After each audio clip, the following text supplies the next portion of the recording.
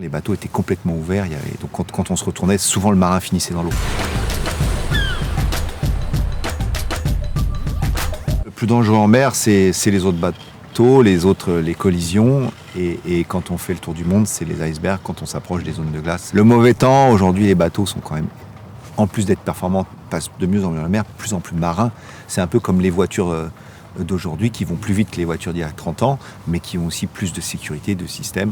On a beaucoup progressé là-dedans. D'ailleurs, nos cockpits se sont fermés, les bateaux allant plus vite. Donc déjà, la chute à la mer, elle est quand même beaucoup plus rare parce qu'on est enfermé dans le bateau. Et quand ces bateaux sur lesquels on navigue qui chavirent, c'est ça qui nous faisait peur avant, il y a 20 ans, les bateaux étaient complètement ouverts. Donc quand on se retournait, souvent le marin finissait dans l'eau. Là, c'est extrêmement rare. Je suis jamais tombé du bateau et c'est ce qui nous fait le plus peur, mais on n'y pense pas et je prends pas trop de risques et voilà, donc je fais attention à ça. Mais effectivement, c'est le plus gros danger pour nous les marins. On sait que ce risque-là, il est important, mais si on tombe dans l'eau, c'est qu'on n'a pas été rigoureux et sérieux sur sa sécurité. Parce que on peut pas avoir comme en montagne une roche qui casse ou un éboulement ou une avalanche. C'est qu'on s'est pas accroché au moment où il fallait le faire.